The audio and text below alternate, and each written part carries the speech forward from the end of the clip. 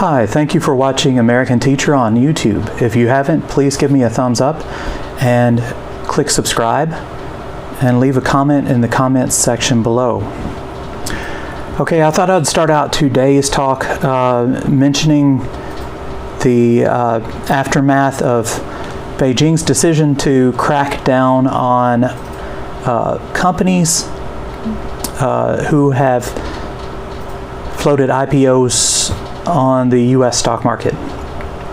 So in today's Bloomberg magazine, July 30th, 2021, there's an article titled "Investors Lose $1 Trillion in China's Wild Week of Market Stocks."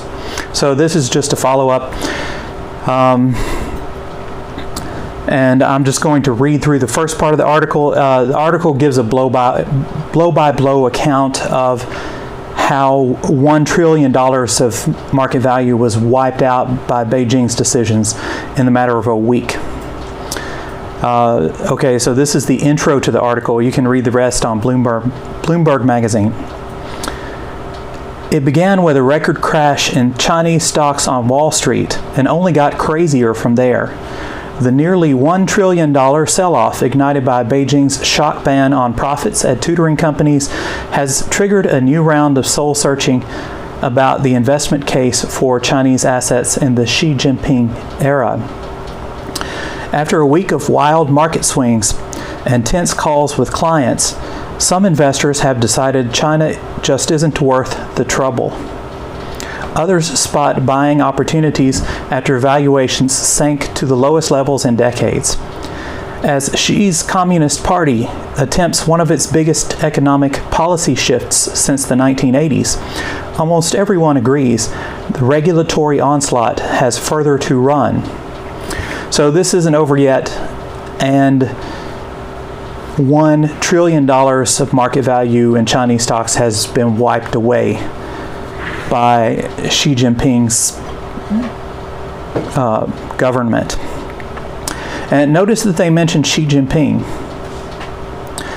Xi Jinping has taken a very different tack from his predecessors, as almost a paranoid schizophrenic crackdown on his enemies, or people he perceives as his enemies.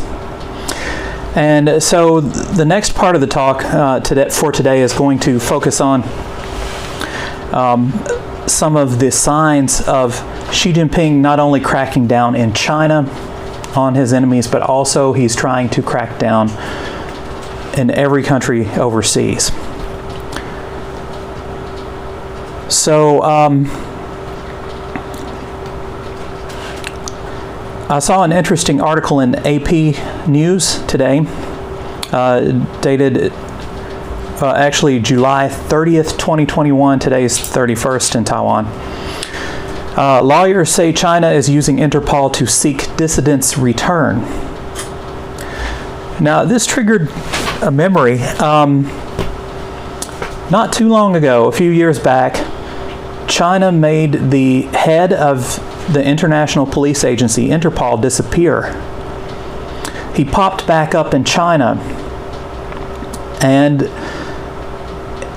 his wife had no idea. He was held incommunicado for a long period of time. For a long time, his wife, who was in France at the time, had no idea where he was. She actually filed a police report in France and reported her husband missing. And finally, he was allowed to release a statement that he was being held by the Chinese government. So, so anyway, I saw this article in AP, and it brought back that memory. So China is using, or rather Xi Jinping's government is using Interpol to seek dissidents' return. This is dated July 30th, 2021.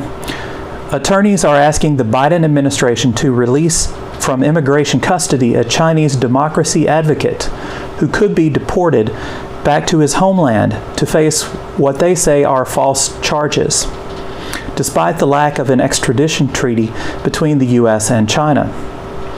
Human rights advocates say this is one of a handful of cases in which China has used the Interpol Red Notice system to try to force the return of dissidents from the United States. Under the Red Notice system, a member country of the International Police Consortium can ask other countries to arrest and return fugitives living abroad. It's not clear how often, if ever, this tactic has resulted in the U.S. turning over detainees to the Chinese authorities.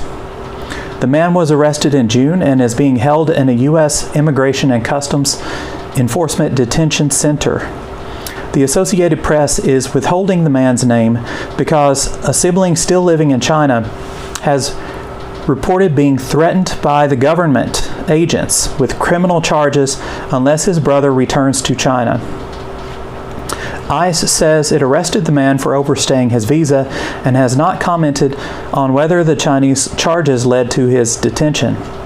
But the man's attorneys say China is exploiting the U.S. immigration system to bypass American efforts to fight Beijing's targeting of dissidents. The man and his immediate family are seeking asylum in the U.S. A red notice issued in January accuses the man of being the ringleader of a conspiracy to make illegal profits through a mining business and recruit former prisoners to attack a supposed enemy. The man's advocates say other documents from China's legal system show he is being framed for crimes that have already been linked to others. Quote, there are countries that abuse the Interpol Red Notice system, especially including China, end quote, said John Sandweg, one of the man's attorneys. Sandweg, a former acting director of ICE, said the agency risked being manipulated by red notices and becoming, quote, a tool to continue the persecution of law-abiding activists and dissidents, end quote. So, accusing people of corruption is modus operandi for the Chinese government. For political dissidents, they usually accuse them of fraud or of, illegal schemes to try to trump up charges to get them in court. And once they're in court, China's legal system does not allow them a fair trial, and they are sent to prison for many years. So getting back to the Interpol, the head of Interpol, back in 2018, if you'll remember, he disappeared. So in the Washington Post article dated October 9th, 2018, Sophie Richardson, the head of the Human Rights Watch, she's the China director of the Human Rights Watch, or she was at the time this article was written. She says, in the past week, reports of Chinese authorities' latest audacious move, forcibly detaining Meng Hongwei, then the president of the international police organization Interpol, has made clear Chinese President Xi Jinping's deep disdain for the rule of law. But some of Xi's aspirations could be thwarted if global organizations responded with more robust opposition to his abuses of power. Meng's disappearance joins other Chinese government human rights violations that have garnered recent headlines, including Liu Xiaobo, Nobel Peace Prize laureate imprisoned in China, dies at 61. China has detained up to 1 million Muslims. And where is Fan Bingbing? The Chinese star has mysteriously disappeared. Meng, who is a vice minister, also a vice minister in China's Ministry of Public Security, traveled to China from his posting in Lyon, France on September 25th. This is 2018. After about a week of not being able to reach him, Meng's frantic wife, Grace, approached French police. It was not until October 7th, nearly 2 weeks later, that Chinese authorities acknowledged that they had detained him. Meng was being investigated for corruption, they said. No information regarding his whereabouts was provided. Meng rose to power through the system that is now poised to mete out punishment to him. He is likely being held in Liuji, a form of secret detention effectively controlled by the Chinese Communist Party, under which detainees are held incommunicado, without access to lawyers or relatives, for up to 6 months. The right to a fair trial is elusive even for ordinary criminal suspects in China. In high-profile political cases such as Meng's, there are no rights, no real opportunity to contest one's detention or present a legal defense before an impartial court. Meng can be expected to be held until he is coerced into confessing, then given a summary trial and handed a harsh prison sentence. And that's exactly what happened. In a follow-up story, he was sentenced to 13.5 years in prison by a Chinese court, and that was in 2020. So basically he was held for 2 years and then a year and a half, and finally sentenced to 13.5 years in prison. So no other world leader has gone after his enemies like Xi Jinping, except for maybe the leader of North Korea, Kim Jong-un. And it's showing in an article in The Economist magazine titled, "Under Xi Jinping, the number of Chinese asylum seekers has shot up," dated July 28th this year, 2021. It points out that since Xi Jinping was appointed China's head of state, the number of people seeking asylum from China has multiplied, has grown rapidly. According to the article in The Economist, it says between 2012 and 2020, the annual number of asylum seekers from China rose from 15,362 to 107,864, according to data from the UN High Commissioner for Refugees. Since Xi Jinping took power at the end of 2012, 613,000 Chinese nationals have applied for asylum in another country. About 70% of them sought asylum in America in 2020.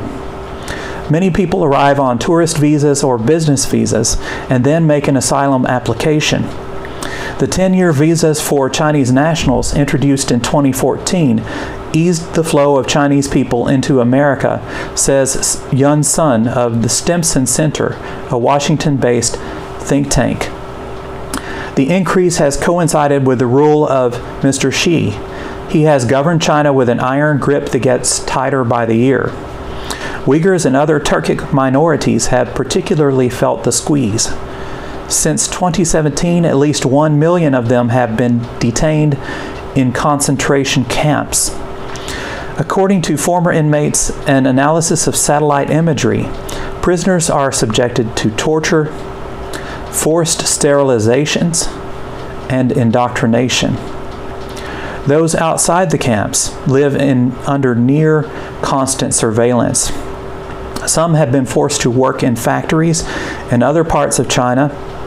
Hundreds, possibly thousands, have fled overseas.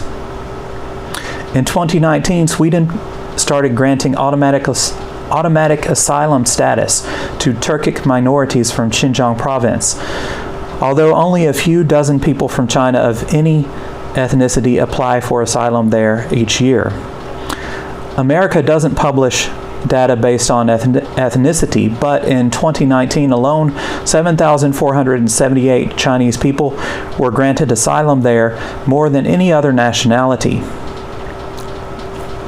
Okay, so the bottom line is this: China is trying to paint a fake rosy picture of a despotic authoritarian regime under which the man who has declared himself president for life, Xi Jinping, is ruthlessly cracking down on anyone who dares to cross his path. He tries to push this narrative that the U.S. is a dangerous place. Western countries are dangerous places. But the reality is, more Chinese seek asylum in Western countries each year since Xi Jinping has taken over. So numbers speak for themselves. Xi Jinping is a dictator, in fact. And he doesn't allow any dissent at all. It's time for America to step up and do something about Xi Jinping. Thank you for watching American Teacher. If you have any comments or questions, please leave them in the comment section below. Bye-bye.